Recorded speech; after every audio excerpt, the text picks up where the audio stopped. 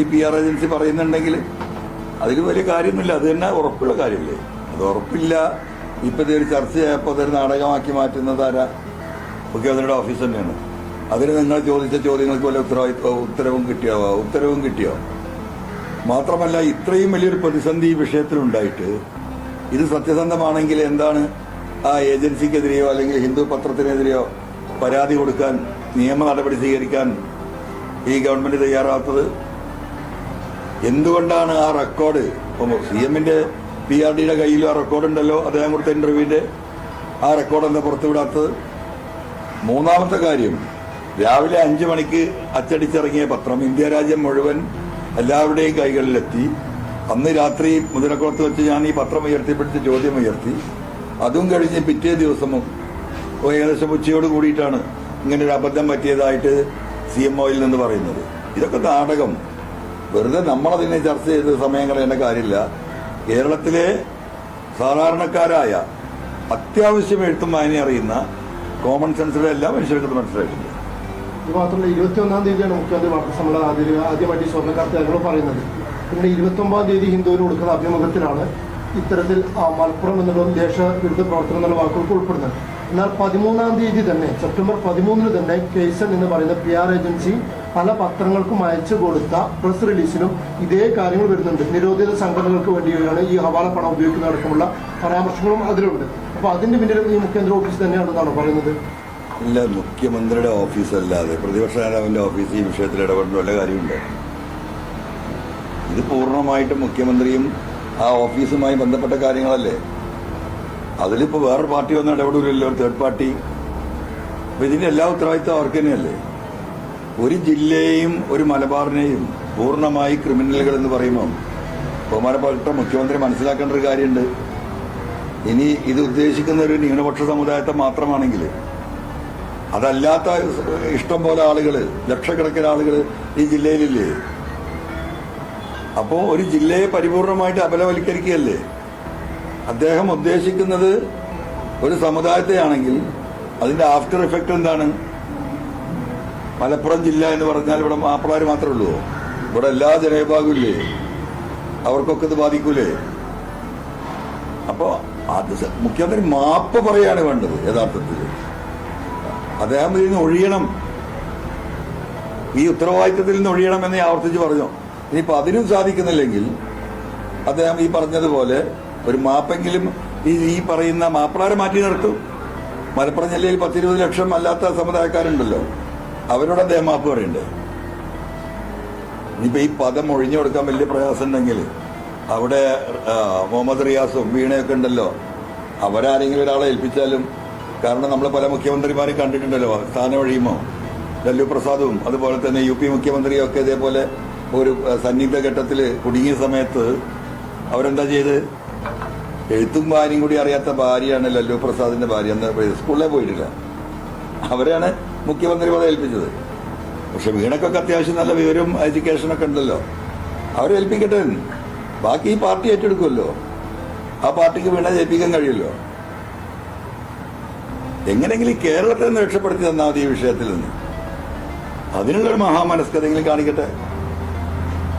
അപ്പൊ അറിവില്ലായ്മയില്ലല്ലോ ഈ പറഞ്ഞ റിയാസിനായാലും മകൾ വീണക്കായാലും, അങ്ങനെ ചെയ്യാലോ. മന്ത്രിമാർ തുടർച്ചയായി പറഞ്ഞുകൊണ്ടിരിക്കുന്നത് മുഖ്യമന്ത്രിക്ക് ഒരു PR ഏജൻസിയുടെ ആവശ്യമില്ല എന്നുള്ളതാണ്. അങ്ങനെ പ്രതിരോധിക്കാനാണ് ശ്രമിക്കുന്നത്. അല്ല, മുഖ്യമന്ത്രിക്ക് PR ഏജൻസിയുടെ ആവശ്യമില്ല എന്ന് മന്ത്രിമാർ പറയുന്നു. മുഖ്യമന്ത്രി തന്നെ പറയുന്നു, മുഖ്യമന്ത്രിയുടെ ഓഫീസ് തന്നെ പറയുന്നത് PR ഏജൻസിക്ക് പറ്റിയ തെറ്റാണ്. ഞാൻ പറയുന്നത് വെച്ചാൽ ഇതൊന്നും വേണ്ട. PR നടത്താനുള്ള ശേഷി പറഞ്ഞ റിയാസിനും വീണക്കൊക്കെ തന്നെ ഉണ്ട്. അവർക്ക് തന്നെ സ്വയം PR ആയി മാറിയാലും അതേ ആവശ്യമുള്ളൂ. റിയാസ് PR ഏജൻസി ഇല്ലാന്ന് പറയുമ്പോൾ വിജയനാഥ് എന്ന് പറഞ്ഞത് PR ഏജൻസി രാജ്യം നുഴഞ്ഞത് തീവ്രവാദികളൊന്നും അല്ലല്ലോ. പാർട്ടിയിൽ തന്നെ ഈ വിഷയത്തിൽ രണ്ടഭിപ്രായം ഉണ്ടെന്ന് കരുതുന്നുണ്ട്. റിയാസിന്റെയും വിജയനാഥിന്റെയും പ്രസ്താവനകൾ നോക്കുമ്പോൾ പാർട്ടിയിൽ ഈ വിഷയത്തിൽ 40 അഭിപ്രായം ഉണ്ടാവും, അതിലൊരു തർക്കമില്ല. ഒരഭിപ്രായം പറയാനില്ല നട്ടലുള്ള ഒരു കമ്മ്യൂണിസ്റ്റുകാരനും ഈ പാർട്ടി നേതൃത്വത്തിൽ ഇല്ലാത്തതിന്റെ ദുരന്തമാണ് ഈ കമ്മ്യൂണിസ്റ്റ് പാർട്ടി ഇന്ന് കേരളത്തിൽ അനുഭവിക്കുന്നത്. ആരെയാണ് ഇവർ ഈ പേടിക്കുന്നത്? CM-നെ സംബന്ധിച്ച് അജിത് കുമാറിനെയും ശശിനെയും ഒക്കെ നല്ല പേടിയാണ്. യാതൊരു തർക്കമില്ല, എല്ലാവർക്കും ബോധ്യമായതാണല്ലോ. പാർട്ടി ആരെയാ പേടിക്കുന്നത്? CM-നെ. അപ്പൊ എവിടെയാ പാർട്ടി കുടുങ്ങി കിടക്കുന്നത്? പാർട്ടി ലീഡർഷിപ്പിൽ നിന്ന് മനസ്സിലാകേണ്ട സമയം കഴിഞ്ഞല്ലോ. ഈ അങ്ങാടിയിൽ ചുമടെടുക്കുന്ന CITU തൊഴിലാളിക്കും, ഈ അങ്ങാടിയിൽ ഓട്ടോറിക്ഷ ഓടിക്കുന്ന CITU തൊഴിലാളിക്കും, ഈ രാജ്യത്തെ മലമുകളിൽ കൃഷി ചെയ്യുന്ന കമ്മ്യൂണിസ്റ്റ് കർഷകർക്കും, ഈ നാട്ടിലെ വിദ്യാർത്ഥികൾക്കും, ഇതൊന്നുമല്ലാത്ത കേരളത്തിലെ പൊതുസമൂഹത്തിന് ഈ കാര്യങ്ങളൊക്കെ ബോധ്യപ്പെട്ടിട്ടുണ്ട്. ബോധ്യപ്പെടാത്തത് കമ്മ്യൂണിസ്റ്റ് പാർട്ടിയുടെ നേതൃത്വത്തിന് മാത്രമാണ്. എങ്ങോട്ടാ കൊണ്ടുവന്നത്? പശ്ചിമബംഗാളോ ത്രിപുരയോ? അതാ എനിക്ക് ശേഷം പ്രളയം എന്ന മുഖ്യമന്ത്രിയുടെ സ്റ്റാൻഡ് ഇവർ ഒരുമിച്ച് തീരുമാനമെടുത്തോ? അവരെ എക്സ്പ്ലെയിൻ ചെയ്യണം. CPM നേതൃത്വം എക്സ്പ്ലെയിൻ ചെയ്യണം. എന്തായിരിക്കും കൃത്യമായ കാരണം? താങ്കൾ LDF MLA ആയിട്ട് ഇത്രയും കാലം ഉണ്ടായിരുന്ന ആളല്ലേ, എന്തായിരിക്കും ആ മെന്റൽ ബ്ലോക്കിന്റെ കാരണം? അല്ല, ഞാനൊരു തിരിച്ചൊരു ചോദ്യം ചോദിക്കട്ടെ. എന്താ ഈ സ്വർണ്ണക്കള്ളക്കടത്ത് അന്വേഷിച്ചിട്ട് എവിടെയാ എത്താത്തത്? എന്താണ് ഞാൻ ഉന്നയിച്ച ചോദ്യങ്ങൾക്ക് മറുപടി ഇല്ലാത്തത്? എന്താണ് ഒരു ജുഡീഷ്യൽ അന്വേഷണത്തിന് എന്നെ ഉൾപ്പെടെ, ബഹുമാനപ്പെട്ട മുഖ്യമന്ത്രി പറഞ്ഞല്ലോ ഞാനിതിന്റെ പിന്നിലുണ്ടാകുന്നു, എന്നെ ഉൾപ്പെടെ ബുക്ക് ചെയ്തിട്ട് ജുഡീഷ്യൽ അന്വേഷണം നടത്തട്ടെ? ഇത്ര ദിവസമായി പറയുന്ന വെല്ലുവിളിക്കുന്ന എന്താ അതിന് തയ്യാറില്ലാത്തത്? അപ്പൊ ജനങ്ങൾ ആലോചിക്കട്ടെ എന്തുകൊണ്ടാകുന്നില്ലേ?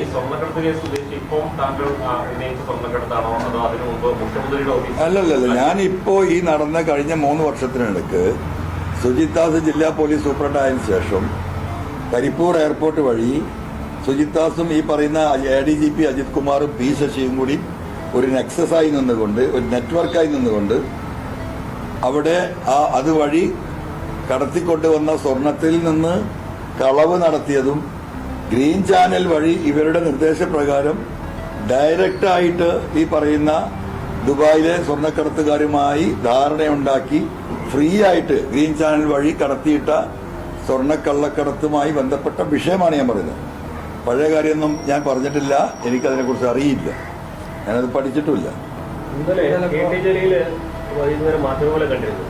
അദ്ദേഹം അങ്ങുമായുള്ള സൗഹൃദം തുടരും, പക്ഷേ ഇടതുപക്ഷ സഹയാത്രികനായിട്ട് പാർട്ടിക്കൊപ്പം തന്നെ ഉറച്ചു നിൽക്കും എന്നൊരു നിലപാട് പ്രഖ്യാപിക്കുകയാണ് ചെയ്തത്. എന്ത് വരുന്നു താങ്കളുടെ പാർട്ടിക്ക് പ്രചാരണത്തിന് ഇറങ്ങുന്നു?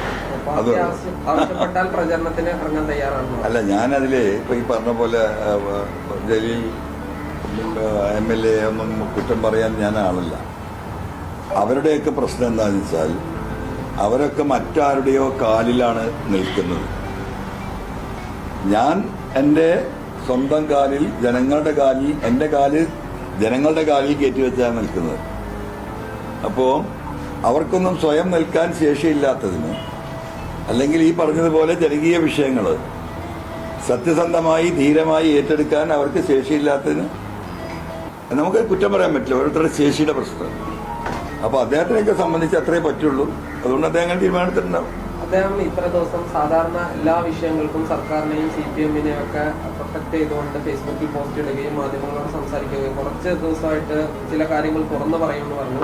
ഇന്നലെ രാവിലെ അദ്ദേഹം പറഞ്ഞത് എനിക്ക് മുഖ്യമന്ത്രിയോടോ CPM-നോടോ പ്രത്യേക ഒരു പ്രതിബദ്ധതയില്ല, ഇനി ഞാൻ സ്വതന്ത്രനാണെന്ന് പറഞ്ഞു. പക്ഷെ വൈകുന്നേരം വന്ന് പറയുന്നത് എന്നെ വെടിവെച്ച് കൊന്നാലും മുഖ്യമന്ത്രിക്കെതിരെ പറയില്ല എന്നുള്ളതാണ്. അപ്പൊ അദ്ദേഹത്തെ പിന്നെ ആരെങ്കിലും ബന്ധപ്പെട്ട് ആ രീതിയിൽ പറയിപ്പിച്ചതാവാൻ സാധ്യതയുണ്ടാവും. എന്നെ വെടിവെച്ച് കൊന്നാലും മുഖ്യമന്ത്രിക്ക് പറയില്ല. അപ്പൊ ആരോ വെടിവെക്കെന്ന് പറഞ്ഞിട്ടുണ്ടാവും, അതുകൊണ്ട് മാറിയതാവും. മനുഷ്യന് ജീവനപ്പേടി ഉണ്ടാവില്ലെന്ന്. ജീവനപ്പേടി ചിലപ്പോൾ നമുക്ക് തടുക്കാൻ കഴിയില്ലല്ലോ. ഈ LDF-നെതിരെ മുഖ്യമന്ത്രിക്കെതിരെയൊക്കെ പറഞ്ഞു തുടങ്ങിയ ഒരു ഘട്ടം, ആ സമയത്തൊക്കെ KT ജലീലിന്റെ ഒരു പിന്തുണ ലഭിച്ചിരുന്നു ഇടതുപക്ഷ MLA-മാരുടെ. ഇതെന്താ അറിയോ മാഷേ, നമ്മൾ ഇത് ആവർത്തിച്ച് പറയുമ്പോൾ നിങ്ങൾക്ക് മനസ്സിലാവും. ഞാൻ ഈ വിഷയത്തിൽ ഈ ഭൂമിയിൽ ജനിച്ചു വീണ ഒരു മനുഷ്യന്റെയും പിന്തുണ ഞാൻ തേടിയിട്ടില്ല, ഒരു മനുഷ്യന്റെയും. ഞാൻ ഈ വിഷയം കേരളത്തിലെ സഖാക്കളുടെ ഇടയിലേക്കും കേരളത്തിലെ പൊതുസമൂഹത്തിന്റെ ഇടയിലേക്കുമാണ് ഞാൻ ഉയർത്തിയത്. ഇന്നും ഞാൻ ആ വിഷയത്തിൽ, അതിൽ നമ്മളെ സഹായിക്കുന്നവരാരാ? സാധാരണക്കാരായ മിഡിൽ ക്ലാസ്സായ മനുഷ്യരാണ്. ഇവിടെ എൻ്റെ യോഗങ്ങളിലേക്ക് വരാൻ നിലമ്പൂരിൽ അതിൻ്റെ ഇരട്ടി ആളുകൾ ഉണ്ടാവുമായിരുന്നു. പക്ഷെ അതിലേക്ക് ആളുകൾക്ക് വരാൻ കഴിയില്ല. കാരണം അവർ റേഷൻ കാർഡ് പുതുക്കാൻ നിൽക്കുകയാണ്, അവർ ഈ ലൈഫ് പദ്ധതിയിൽ ഒരു വീട് കിട്ടാൻ നിൽക്കുകയാണ്, കുട്ടികൾക്ക് എന്തെങ്കിലും ജീവിതത്തിൽ വിദ്യാഭ്യാസ സഹായം കിട്ടാൻ കാത്തിരിക്കുകയാണ്. വേറെ സർക്കാരിൽ നിന്ന് എന്തെങ്കിലും ഇവരെയൊക്കെ കണ്ണുരുട്ടി ഇവർ പേടിപ്പിച്ചുകൊണ്ടേയിരിക്കുകയാണ്. ഇവർക്കൊന്നും ആ മറ കടന്ന് വരാനുള്ള ശേഷി ഈ സാധുക്കൾക്കില്ല. പലരോടും ഞാൻ പറഞ്ഞ നിങ്ങൾ വരണ്ടെന്നാ. ഈ ഒരു ജാഥയിൽ വന്നിട്ട് അല്ലെങ്കിൽ ഒരു സമ്മേളനത്തിൽ വന്നിട്ട് അവർക്ക് കിട്ടാവുന്ന ഒരു വീട് പോയാൽ ഞാൻ എത്രാക്ക് വീട് ഉണ്ടാക്കി കൊടുക്കും? എത്രാക്ക് എനിക്ക് റേഷൻ കാർഡ് ഉണ്ടാക്കി കൊടുക്കാൻ സാധിക്കും? നമ്മൾ അവർക്ക് റേഷൻ കാർഡ് ഉണ്ടാവാനും വീടുണ്ടാവാനും അവർക്ക് സമാധാനമായി വീട്ടിൽ കിടന്നുറങ്ങാനുമുള്ള പോരാട്ടമാണ്. അപ്പൊ ആ പോരാട്ടത്തിൽ ഞാൻ മുന്നോട്ട് പോകുമ്പോൾ എന്റെ കൂടെ വന്ന് ഇവർക്ക് ഇത് നഷ്ടപ്പെടുന്ന സാഹചര്യം ഉണ്ടാവും എന്ന് മനസ്സിലാക്കിയോട് അവരോട് വരണ്ടെന്ന് ഞാൻ പറയുന്നു. താങ്കൾക്ക് പിന്തുണയായിട്ട് വരുന്ന നിലമ്പൂർ ആഴ്ചയാണെന്നുണ്ടെങ്കിലും സ്വാഭാവികമായിട്ടാണെങ്കിലും ഇപ്പോൾ KT ജലീലും വന്നിട്ടുണ്ടായിരുന്നു. അപ്പോൾ അതൊക്കെ സെറ്റിൽ ചെയ്തിട്ട് അതിൽ നിന്ന് അവർക്ക് പിന്മാറ്റാൻ വേണ്ടിയിട്ടുള്ള ഒരു ബോധവൽക്കരണ പാർട്ടിയുടെ ഭാഗത്തുണ്ടോ? ആയിഷാത്ത ഇതിലെ പോകുമ്പോൾ ഇവിടെ കയറിയതാണ്. ബാപ്പു വെള്ളിപ്പറമ്പ് എന്നെ നേരിട്ട് വന്ന് കണ്ടിട്ട് എനിക്ക് പിന്തുണ അറിയിക്കാൻ വന്നു. ആയിഷാത്ത് പോകുന്ന വഴി ഞാൻ എൻ്റെ മോനെ എൻ്റെ കൂടെ ഉണ്ട് കേട്ടോ എന്ന് പറയാൻ വന്നതാ. എൻ്റെ വീട്ടിലാണ് വന്നത്. അതിനൊക്കെ എങ്ങനെയും മാറ്റി പറയിച്ചൂടെ? 90 വയസ്സായി, ആരോഗ്യ പ്രശ്നങ്ങളുണ്ട്, ജീവിത പ്രശ്നങ്ങളുണ്ട്. നിലമ്പൂരിൽ അവർക്ക് ചുറ്റുപാടുമുള്ളത് ഈ പറയുന്ന ആളുകളാണ്. സ്വാഭാവികമല്ലേ? അതൊക്കെ അതിന് വഴിക്ക് പോകും. എന്നാലും അവരുടെ മനസ്സ് എവിടെയാണെന്നുള്ളത് കേരളത്തിൽ ജനങ്ങൾക്കറിയാലോ. അത്രയും നമ്മൾ ആഗ്രഹിക്കുന്നു. നമ്മൾ മനുഷ്യന്റെ മനസ്സ് നമ്മളെ കൂടെ നിൽക്കണമെന്ന് ആഗ്രഹിക്കുന്നത്. ശാരീരികമായി പലർക്കും ഒന്നും നിൽക്കാനുള്ള ശേഷിയില്ല. അവരെ ഈ പറഞ്ഞ കണ്ണുരുട്ടി ഭീഷണിപ്പെടുത്തി ഈ പറയുന്ന റേഷൻ കാർഡ് മുടക്കുന്ന ആ ഒരു പ്രവർത്തനം അല്ലാതെ വേറെ എന്തെങ്കിലും നടത്താനുണ്ടോ? നടക്കട്ടെ. ഇന്നലെ റിയാസിന്റെ കാര്യം പറഞ്ഞപ്പോൾ അദ്ദേഹം പറഞ്ഞത് തനതാണ പ്രസ്താവന അല്ലെങ്കിൽ അത്ര നിലവാരമില്ലാത്ത ചോദ്യങ്ങൾക്ക് എന്നോട് മറുപടി പറയുന്നത്. അത് അത്രമാത്രം നിലവാരമില്ലാത്തൊരു പ്രസ്താവനയായിട്ടാണ് ജനങ്ങൾ കാണുന്നത്. ഏത് പ്രസ്താവന?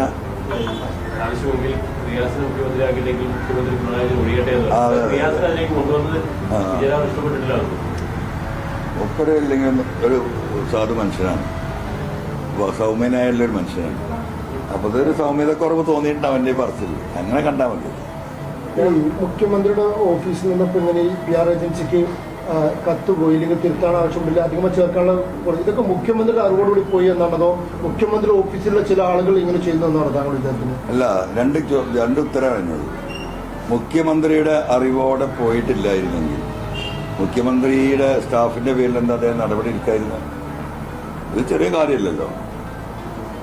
അങ്ങനെ നടപടി എടുത്തിരുന്നെങ്കിൽ നമുക്ക് മനസ്സിലാക്കാമായിരുന്നു ഇത് മുഖ്യമന്ത്രിയുടെ അറിവോടെ അല്ല എന്ന്. അങ്ങനെ ഒരു നടപടിയും ഇല്ലാത്തതിന്റെ അടിസ്ഥാനത്തിൽ എന്താ മനസ്സിലാക്കേണ്ടത്? മുഖ്യമന്ത്രിയുടെ അറിവോടെയും നിർദ്ദേശപ്രകാരവുമാണ് ഈ കാര്യം നടന്നതെന്നല്ല നമ്മൾ മനസ്സിലാക്കേണ്ടത്. ഇതൊക്കെ ഒരു കോമൺ സെൻസിൽ നമുക്ക് ആലോചിക്കാവുന്ന കാര്യമല്ലേ ഉള്ളൂ. ADGP മത്സ്യം ജില്ലയ്ക്കും വയനാട്ടിൽ വെച്ചിട്ട് കൂടിക്കാഴ്ച നടത്തിയെന്നുള്ള സാധനം വന്നിട്ടുണ്ട്. അത് സ്പെഷ്യൽ ബ്രാഞ്ച് റിപ്പോർട്ട് ചെയ്യുകയും ചെയ്തിട്ടുണ്ട്. ADGP RSSമായിട്ടുള്ള ബന്ധം നിരന്തരം ഉണ്ടായിക്കൊണ്ടിരിക്കുകയാണ്. എൻ്റെ പൊന്നു സഹോദര, നമ്മളിപ്പോൾ ആകെ ചർച്ച ചെയ്യുന്നപ്പോൾ 2 പ്രാവശ്യം കണ്ട കാര്യമാണ്. ഇപ്പോൾ നിങ്ങളിപ്പോൾ സൂചിപ്പിക്കുന്ന 3ാമത്തെ തവണ കണ്ടു. വയനാട്ടിൽ വെച്ച് RSS ലീഡർഷിപ്പായിട്ട് കണ്ടുന്നതാണ്. ഇത് സ്ഥിരമായി കണ്ടുകൊണ്ടിരിക്കുന്നതാണ്. ഇതിപ്പോൾ ഈ പറഞ്ഞതുപോലെ രാത്രിയൊക്കെ ഒളിച്ചും പാത്തും പോകുമ്പോഴാണ് ഇത് ചർച്ചയാവുന്നത്. ഇവർ ഡൽഹിയിൽ നിന്നും ഇതര സംസ്ഥാനങ്ങളിൽ നിന്നൊക്കെ സ്ഥിരമായി കണ്ടുകൊണ്ടിരിക്കുകയും സംസാരിക്കുകയും ചർച്ച ചെയ്യുകയും അതിന്റെ ഭാഗമായിട്ടുള്ള പൊളിറ്റിക്സ് കേരളത്തിൽ ഇംപ്ലിമെന്റ് ചെയ്യുകയും ചെയ്തതിന്റെ ഭാഗം തന്നെയല്ലേ ഇപ്പൊ ഈ തൃശ്ശൂർ പൂരം അടക്കം ഇവിടെ കലങ്ങിയത്. അപ്പൊ അതൊരു വലിയ സംഭവമൊന്നുമല്ല. സ്പീക്കർ എന്താ പറഞ്ഞത്? RSS അത്ര മോശപ്പെട്ട സംഘടനയൊന്നുമല്ല, ഇന്ത്യയിലെ ഏറ്റവും മഹത്തായ സംഘടനയാണ്. ആ മഹത്തായ സംഘടനയുടെ നേതാക്കളോട് പോയി ADGP കണ്ടതിൽ എന്താ അത്ഭുതം എന്ന് ചോദിച്ചാണ്. അതിന് ഉത്തരം കണ്ണൂരിലെ സഖാക്കൾ കൊടുക്കും ഈ പാർട്ടിക്ക്. അതാ നടക്കുന്നത്. എനിക്ക് വരുന്ന ഫോൺ മെസ്സേജുകൾ, ഇത്രയും രക്തസാക്ഷികൾ ഈ പാർട്ടിക്ക് അവരുടെ ജീവിതം ത്യജിക്കേണ്ടി വേണ്ടത് ഈ വർഗീയ ശക്തികളുമായ ഏറ്റുമുട്ടല്ല. ഇപ്പൊ രക്തസാക്ഷികൾക്കൊന്നും ഒരു നിലയും വിലയില്ല. അവരൊക്കെ പോയി പണി നോക്കട്ടെ. RSS ഇന്ത്യയിലെ ഏറ്റവും നല്ല മഹത്തായ സംഘടനയായി എന്ന് സ്പീക്കർ മാത്രമല്ലല്ലോ, അദ്ദേഹം പാർട്ടിയുടെ ഉത്തരവാദിത്തപ്പെട്ട നേതാവ് കൂടിയല്ലേ. അത് കണ്ണൂരിലെ ജനങ്ങള്, കേരളത്തിൽ ഇതിന് വിധേയമായിട്ടുള്ള കേരളത്തിൽ അങ്ങോളം ഇങ്ങോളമുള്ള കമ്മ്യൂണിസ്റ്റ് പ്രവർത്തകർ ആലോചിച്ചിട്ടെന്ന്. ഈ ഗോവിന്ദ മാഷ് തന്നെ പലതവണ പറഞ്ഞിട്ടുണ്ട്, ADGP RSS നേതാക്കളെ കണ്ടാൽ ഞങ്ങൾ എന്ത് ചെയ്യാനായിരുന്നു. അതൊരു നിസ്സഹായാവസ്ഥയാണോ? അല്ല, അവർക്ക് ചായ വാങ്ങി കൊടുത്ത പോരെ. ആളെ വിളിച്ചിട്ട് ബാബ നീ അവിടെ പോയി കണ്ടൂലേ, ഒരു ചായ നല്ല വടിയും വാങ്ങിക്കൊടുക്കുക പാർട്ടി ഓഫീസിന്. അവരെ അഭിവാദ്യം ചെയ്യുക, അതാണ് ചെയ്യേണ്ടത്. അതപ്പോൾ പാർട്ടി ചെയ്തുകൊണ്ടിരിക്കുന്നത്. ഈ പറയുന്ന RSSകാരെയും മറ്റു വർഗീയവാദികളെയൊക്കെ കണ്ട് സംഭാഷണം നടത്തുന്നവരെ അഭിവാദ്യം ചെയ്യുന്നു കമ്മ്യൂണിസ്റ്റ് മാർക്സിസ്റ്റ് പാർട്ടി കേരളത്തിൽ. അതല്ലേ ചെയ്യുന്നത്. അപ്പൊ അഭിവാദ്യം ചെയ്യട്ടെ. ഈ മുഖ്യമന്ത്രി സ്ഥാനം ഒഴിയുകയാണെങ്കിൽ അത് വീണയ്ക്കോ അല്ലെങ്കിൽ റിയാസിനോ കൊടുക്കണമെന്നാണ് പറയുന്നത്. അങ്ങനെയല്ല, അങ്ങനെ കൊടുത്തിട്ടെങ്കിൽ അദ്ദേഹം ഒഴിയണമെന്നാ പറഞ്ഞത്. അദ്ദേഹം കൊടുത്തിട്ട് ഒഴിയാനല്ല പറഞ്ഞത്, അത് തിരുത്തണം. ഇനിയിപ്പോ ഒരു നിവൃത്തിയില്ല. എന്നാൽ പാർട്ടിക്കാർക്കും കൈമാറാൻ അദ്ദേഹത്തിന് വിശ്വാസമില്ല. ഈ സമൂഹത്തിലെ എന്താ പറയാ, അദ്ദേഹം ഇങ്ങനെ ഓരോ ഈ നാടിന്റെ വികസനം ഇങ്ങനെ കൺകുളിർമയിൽ കണ്ടുകൊണ്ടിരിക്കുകയല്ലോ.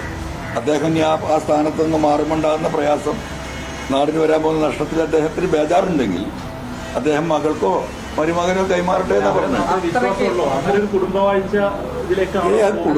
എന്ന് പറഞ്ഞത് അതൊരു അഡ്ജസ്റ്റ്മെന്റ് പറഞ്ഞാൽ മതി. താങ്കൾ പറയാൻ ഉദ്ദേശിച്ച മുഖ്യമന്ത്രി അത്രയും മോശം ഭരണമാണ്, അത്രയും തരം താഴ്ന്ന ഒരു ഭരണമാണ് കാഴ്ചവെക്കുന്നത് എന്നുള്ളതാണ് അദ്ദേഹം ഇപ്പൊ എടുക്കുക. അങ്ങനെയൊന്നും ഞാൻ പറഞ്ഞിട്ടില്ല. ഈ വിഷയത്തിൽ, ഈ സ്വർണ്ണക്കള്ളക്കടത്തുമായി ബന്ധപ്പെട്ട വിഷയത്തിൽ, പൂരം കലക്കിയ വിഷയത്തിൽ പോലീസ് ഉദ്യോഗസ്ഥർ നിരന്തരമായി RSSന്റെയും മറ്റു വർഗീയ ശക്തികളുടെയും നേതാക്കളുമായുള്ള അവരുടെ സമ്പർക്കം, ഈ വിഷയങ്ങളിൽ അദ്ദേഹം എടുത്തത് വളരെ നിലവാരം കുറഞ്ഞ തീരുമാനമാണ് എന്ന് ഉറച്ചു വിശ്വസിക്കുന്ന ആളാണ്. നിലവാര തകർച്ച തന്നെയാണ്. അതിന്റെ ആഫ്റ്റർ ഇഫക്റ്റ് ഈ പാർട്ടിക്കാണ്. ആ പാർട്ടി അതിനെ സല്യൂട്ട് ചെയ്യാണ്. അപ്പൊ പിന്നെ സഖാക്കളിന് എന്താ ചെയ്യേണ്ടത് അവരറിയിക്കട്ടെ. വിജയരാഘവൻ പറഞ്ഞത് ഈ PR ഏജൻസിയുമായിട്ട് ബന്ധപ്പെട്ട് മുഖ്യമന്ത്രി എല്ലാം വ്യക്തമാക്കി, അതോടുകൂടി എല്ലാം അവസാനിച്ചതാണ്, ഇനി ചോദ്യങ്ങൾക്കൊന്നും പ്രസക്തിയില്ല എന്നുള്ളതാണ്. അപ്പോൾ സ്വാഭാവികമായിട്ട് നമ്മൾ അദ്ദേഹത്തോട് ചോദിച്ചു, രാത്രി ചാനൽ ചർച്ചകളിലൊക്കെ വന്നിരുന്ന് ഓരോ ആളുകൾ ഇതിനെ മുഖ്യമന്ത്രി പറഞ്ഞത് ശരിയായി ന്യായീകരിച്ചു എന്നുള്ളതാണ്. ഈ സമയം നോക്കി ഒന്നും പറയാൻ കഴിയില്ല എന്നുള്ളതാണ് അദ്ദേഹം പറയുന്നത്. അദ്ദേഹത്തെ പോലത്തെ ഒരു സാധുവിന് അതേ പറയാൻ കഴിയുള്ളൂ.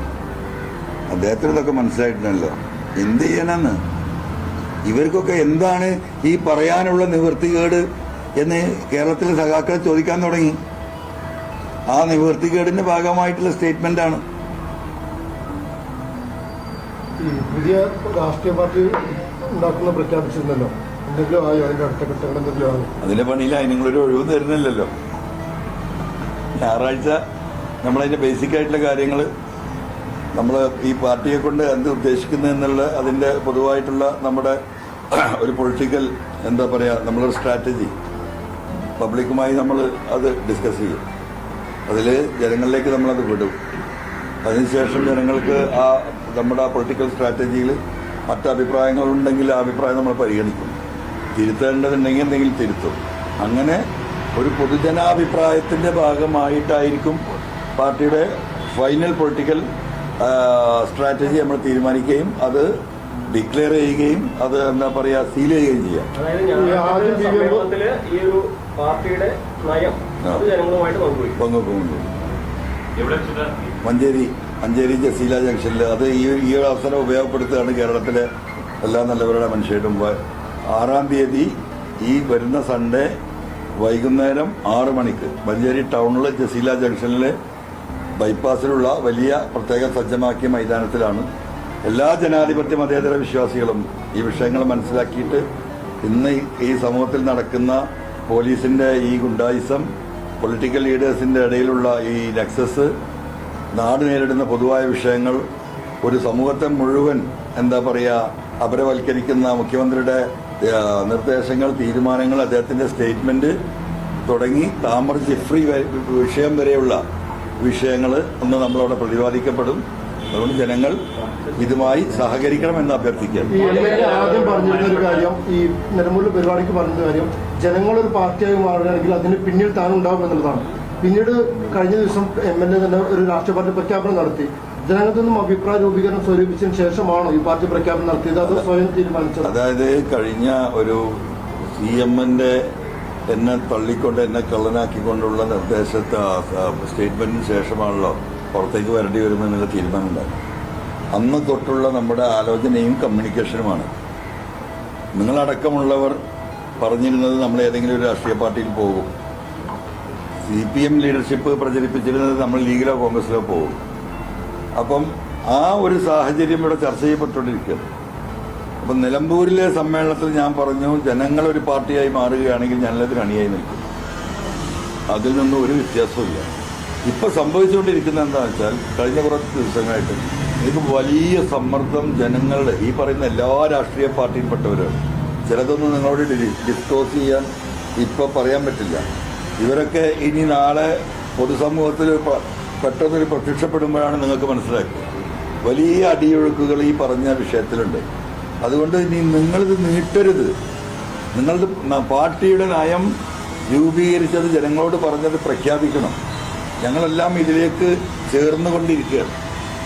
അതുകൊണ്ട് ഇത് നീട്ടരുത് എന്ന പൊതുസമൂഹത്തിൻ്റെ വലിയ സമ്മർദ്ദത്തിന് വിധേയമായിട്ടാണ് എനിക്ക് ഇന്നലെ അങ്ങനെ പറയേണ്ടി വന്നിട്ടുള്ളത്. പുതിയ പാർട്ടി അങ്ങ് സ്വതന്ത്രമാണ് ഇപ്പോൾ. പുതിയ പാർട്ടി പ്രഖ്യാപിക്കുകയാണെങ്കിൽ ഈ നിയമസഭയുടെ കാലാവധി കഴിഞ്ഞ് അത് ചേരാൻ കഴിയുമെന്ന് ചില നിയമവൃത്തങ്ങൾ പറയുന്നുണ്ട്. അങ്ങനെയാണെങ്കിൽ ഈ ഒരു പാർട്ടി പ്രഖ്യാപിക്കുമ്പോൾ അന്ന് അതിൽ പങ്കാളിയാവാതിരിക്കുന്നത് നിയമപരമായ സാഹചര്യം വരില്ലേ? അല്ല, ആ സാഹചര്യത്തെ നമ്മൾ നേരിടും. വേണ്ടിയെന്ന രാജ്യത്ത് അത്രയേ ഉള്ളൂ. ഒന്നും വിഷയമില്ല. അതെങ്ങനെ മാനേജ് ചെയ്യാൻ പറ്റും നമ്മൾ ആലോചിക്കുന്നുണ്ട്. ഞാനിപ്പോൾ നമുക്ക് വേണ്ടിയിട്ടല്ല, എനിക്ക് വേണ്ടിയിട്ടല്ലല്ലോ. അതിലിപ്പോൾ ഒരു MLA പണി പോവാണി പോട്ടെ, ഞാനത് വിഷയാക്കിയല്ല. നമ്മൾ ഈ ഒരു പോരാട്ടമാണിത്. ഈ പോരാട്ടത്തിന്റെ മുന്നിൽ നിന്ന് നയിക്കാൻ ഈ 3 അക്ഷരം വേണമെന്ന അഭിപ്രായം എനിക്കില്ല. അതാണ് നിയമമെങ്കിൽ ആ നിയമത്തിന് വിധേയമായി എന്ത് നടപടിയാണോ ഞാൻ സ്വീകരിക്കേണ്ടത് ഞാൻ സ്വീകരിക്കും. അതുകൊണ്ട് ഇപ്പൊ നമുക്ക് ഈ പോരാട്ടം നിർത്താൻ പറ്റുമോ? ഇതിൽ ഇന്നലെ UDF പറഞ്ഞത് അങ്ങനെ ഒരു പാർട്ടി രൂപീകരിക്കുകയാണെങ്കിൽ ആ വിഷയം ഗൗരവമായി ചർച്ച ചെയ്യുന്നുണ്ട്. എന്നാൽ പ്രാഥമികമായി തന്നെ കുഞ്ഞാലിക്കുട്ടി സാഹിബ് പ്രതിപക്ഷ നേതാവൊക്കെയായിട്ട് ചർച്ച ചെയ്തു എന്നതാണ്. അപ്പോൾ ഇപ്പോഴത്തെ കേരളത്തിലെ ഒരു പശ്ചാത്തലത്തിൽ ഒരു മുന്നണി സംവിധാനത്തിൽ നിന്നുകൊണ്ട് മാത്രമേ പ്രവർത്തിക്കാൻ കഴിയുള്ളൂ എന്ന് വിശ്വസിക്കുന്നുണ്ടോ, അതോ പൂർണ്ണമായിട്ടും സ്വതന്ത്രമായിട്ട് അങ്ങനെ പോകാൻ കഴിയും? ഇല്ല, ഞാനതൊന്നും ഇപ്പം ആലോചിക്കുന്നില്ല. പൂർണ്ണമായിട്ട് സ്വതന്ത്രമായിട്ട് പോകാൻ കഴിയുന്ന രാഷ്ട്രീയ സാഹചര്യം ഇപ്പം നമ്മൾ അസസ് ചെയ്താലില്ല. ഇനി അങ്ങനെ ഒരു സാഹചര്യം ഉണ്ടെങ്കിൽ അപ്പം അതിനെക്കുറിച്ച് ആലോചിക്കും.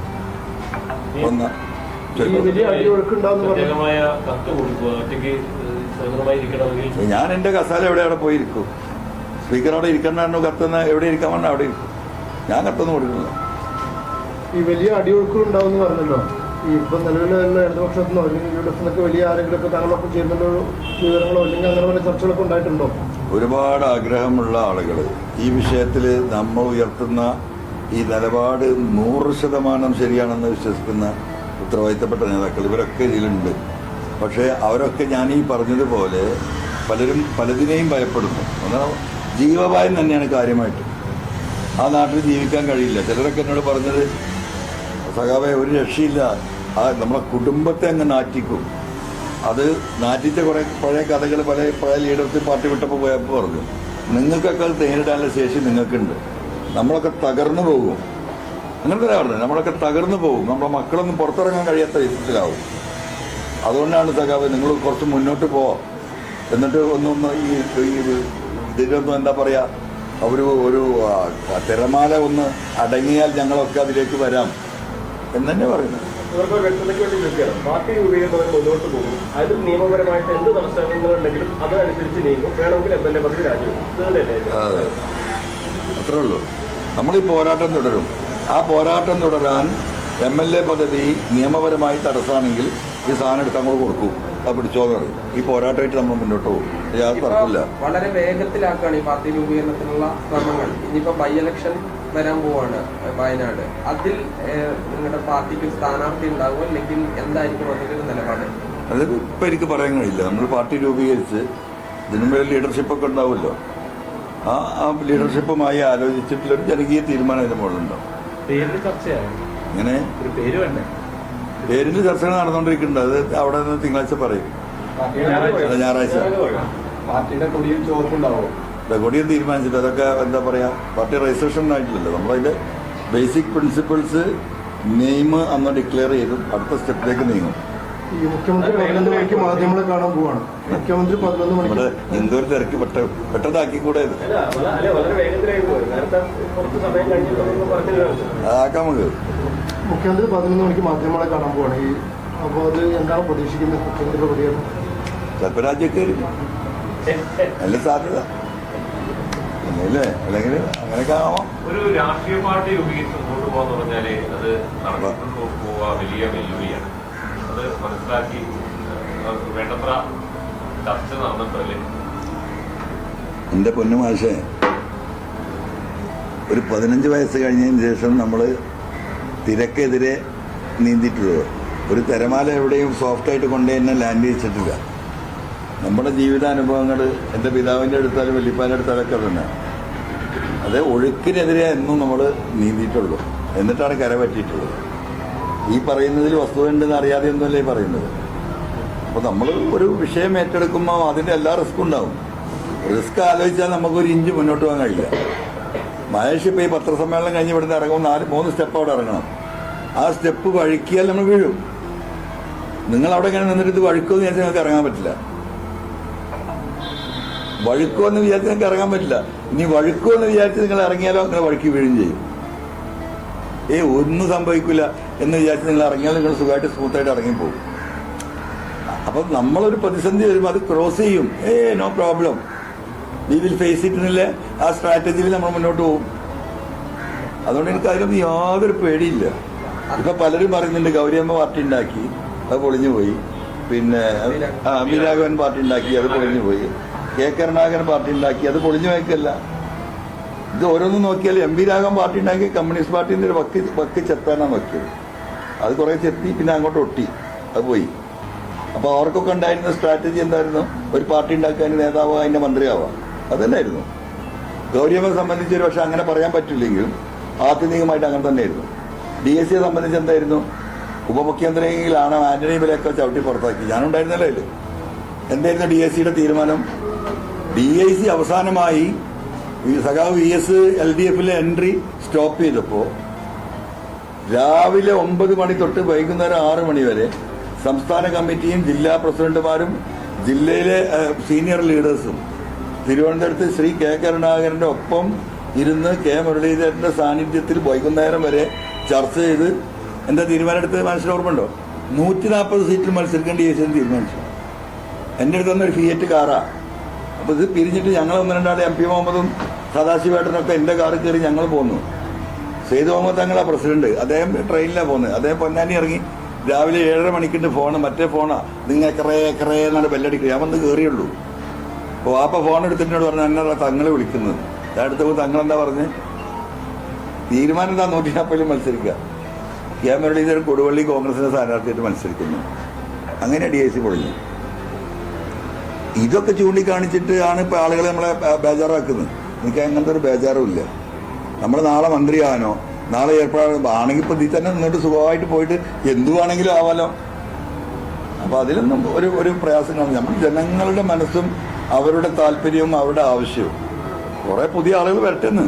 ഈ ADGP അജിത് കുമാറിനെ മാറ്റണം എന്നുള്ള ആവശ്യം നിരന്തരമായി CPI ഉന്നയിക്കുന്നുണ്ടായിരുന്നു. അപ്പോൾ എന്നിട്ടും അവസാനം ഇപ്പോൾ കഴിഞ്ഞ ദിവസം രാത്രി വിനോദ് വിശ്വ മുഖ്യമന്ത്രിയുമായി കൂടിക്കാഴ്ച നടത്തി. ഈ നിമിഷം വരെയും അതിലൊരു നടപടിയും ഉണ്ടായിട്ടുണ്ട്. അപ്പോൾ CPIയുടെ ഒരു നിലപാടിന് അവിടെ പ്രസക്തി ഇല്ലാതാവുന്നുണ്ടോ ഇടതുപക്ഷത്തിൽ? അതൊക്കെ CPIക്കാരെ ആലോചിക്കട്ടെ. അവര് അത് സ്വയം ആലോചിച്ച് തീരുമാനിക്കട്ടെ. ഞാൻ എൻ്റെ അവിടുത്തെ സ്റ്റേറ്റ്മെന്റ് പറഞ്ഞപ്പോൾ CPIക്കാരെ ചീത്തയും കൂടെ കേൾക്കുന്നു. ഇപ്പോൾ ഈ മഞ്ചേരിത്തെ പരിപാടിക്ക് വേറെ പ്രധാനപ്പെട്ട ആളുകൾ വേറെ ഉണ്ടാവുമോ? പ്രധാനപ്പെട്ട ഒരുപാട് ആളുകളുണ്ട്. അത് ഈ നാടിൻ്റെ 4 ഭാഗത്തു നിന്ന് വരുന്ന സാധാരണക്കാരായ തൊഴിലാളികൾ, ഓട്ടോറിക്ഷ തൊഴിലാളികൾ, ചമട്ട തൊഴിലാളികൾ, പ്രവാസികൾ, അങ്ങനത്തെ ഈ നാടിൻ്റെ ഏറ്റവും പ്രധാനപ്പെട്ട ആളുകളായിട്ട് ഞാൻ മനസ്സിലാക്കുന്ന അവരാണ്. ഈ നാടിനെ നിലനിർത്തുന്നവർ അവരൊക്കെ ഉണ്ടാവും. സാംസ്കാരിക പ്രവർത്തകർ അങ്ങനെ ആരെങ്കിലും സംസാരിക്കാനോ ഉണ്ടാവുമോ? അതോ ആരെയും ബുദ്ധിമുട്ടാക്കാൻ നമ്മൾ ഉദ്ദേശിക്കില്ല. ഞാൻ പറഞ്ഞല്ലോ 10-25 പഞ്ചായത്ത് ഇവിടെ മറിയും. ഇപ്പൊ നിങ്ങൾ എഴുതി വെച്ച 43 എത്തി വെച്ചാണ്. നമുക്ക് കാണാന്ന് 1 by 1 we'll see it.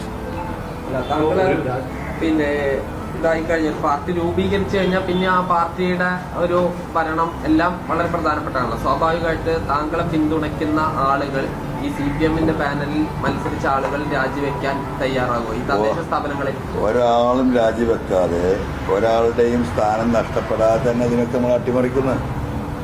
നിയമപരമായിട്ട് തന്നെ ഈ പറഞ്ഞ രാഷ്ട്രീയ ഭരണമാറ്റം വരും. കഴിഞ്ഞ ദിവസം നിലമ്പൂരിൽ നടത്തിയ വാർത്താസമ്മേളനത്തിൽ അവർ ഒരു ആരോപണം പറഞ്ഞത് PV അൻവർ ഇടയ്ക്കിടയ്ക്ക് വാർത്താ സമ്മേളനത്തിൽ കുടുംബമഹിമ പറയുന്നുണ്ട്. കുടുംബമഹിമ സംബന്ധിച്ച് ചില കാര്യങ്ങൾ തങ്ങളുടെ കയ്യിലുണ്ട്. അത് ഇനി കുടുംബമഹിമ അങ്ങനെ ഇടയ്ക്കിടയ്ക്ക് പറഞ്ഞാൽ പലതും ഞങ്ങളും വെളിപ്പെടുത്തും.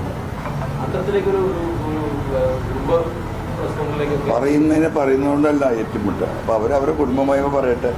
ഇനിയിപ്പോ എന്തൊക്കെ ദോഷം പറയുന്നില്ലല്ലോ, പറയട്ടെ. അപ്പൊ നമുക്ക് കാണാം. മുഖ്യമന്ത്രിക്ക് ലക്ഷക്കണക്കിന് രൂപ ശമ്പളമാകുന്ന PR ഉദ്യോഗസ്ഥർ, പ്രസ് സെക്രട്ടറി ഒക്കെ ഉണ്ട്. അതിനപ്പുറത്തേക്ക് ഒരു സ്വകാര്യ PR ഏജൻസിയെ ആശ്രയിക്കേണ്ടി വരുന്നുണ്ടോ? അത് ആ CM-ന്റെ ഓഫീസർ ഉത്തരം പറയുന്നത്. എന്തിനാ ഇവിടെ ഒരു PR? ഇത്രയും കമ്മ്യൂണിസ്റ്റുകാരും എഴുത്തുകാരും സാംസ്കാരിക നായകന്മാരും കഴിവും ശേഷിയും പ്രാപ്തിയുള്ളൊരു PRD ഡിപ്പാർട്ട്മെന്റിൽ തന്നെ എത്ര ആൾ ശമ്പളം വാങ്ങുന്നുണ്ട്? അവർക്ക് പിന്നെ എന്താ പണി? ഈ PR ചെയ്യാനല്ലേ അവർക്ക് ശമ്പളം കൊടുക്കുന്നത്? പിന്നെ അതിന്റെ മുകളിൽ വേറെ സാധനം വേണോ?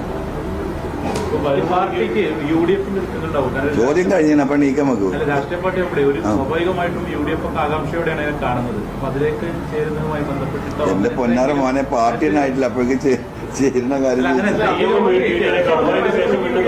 എങ്ങനെ കാണേണ്ടതായിട്ടുണ്ടെങ്കിൽ നമുക്ക് കാണാം. എന്ത് തർക്കം? ഞാനല്ലാതെ ആരെ എനിക്ക് മറുപടി ഞാനൊരു മനുഷ്യനല്ലേ ഉള്ളൂ. ഈ മനുഷ്യന്മാരുടെ മുഴുവൻ മറുപടി നമുക്കൊരു സ്പോക്ക് പേഴ്സൺ കൂടി ഇല്ലല്ലോ. അപ്പൊ ഈ തൊണ്ട പൊട്ടിയാലും ഇപ്പൊ ഈ തൊണ്ട പൊട്ടിയിട്ട് ഒന്ന് വർത്തമാനം പറയണ്ട എന്തിനാ? അല്ലാതല്ലേ കട്ടച്ചായ വേണമെങ്കിൽ വരുത്താൻ വേണ്ടി. ഓക്കെ എന്നാല് പരിപാടിക്ക് അതവിടെ പന്തൽ പണി നടക്കുമ്പോൾ നിങ്ങളൊരു അറിയുന്ന ഒരാള് അവിടെ വന്നൊരു സജഷൻ കൊടുത്തനുസരിച്ച് നമ്മൾ ചെയ്യാം. നിങ്ങളുടെ പ്രത്യേകം ഈ പറയുന്ന നിങ്ങളെ വണ്ടി ഇടാനും ബാക്കി നിങ്ങൾക്ക് സൗകര്യം ചെയ്യുന്നുണ്ട്. നമ്മൾ പ്ലാൻഡ് അല്ലല്ലോ, നമ്മൾ പ്രൊഫഷണലായിട്ട് പ്ലാൻഡ് ആയിട്ട് ചെയ്യാം. ഭയങ്കര പ്രശ്നമാണ്.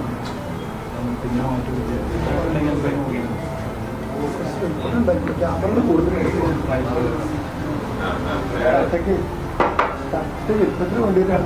തട്ട് വലുപ്പത്തിന് വേണ്ടി ഒരു എണ്ണം കൂടുതലാണ് ഇപ്പൊ പറയാം. അതൊന്ന് നോക്കിയാൽ മതി. നാളെ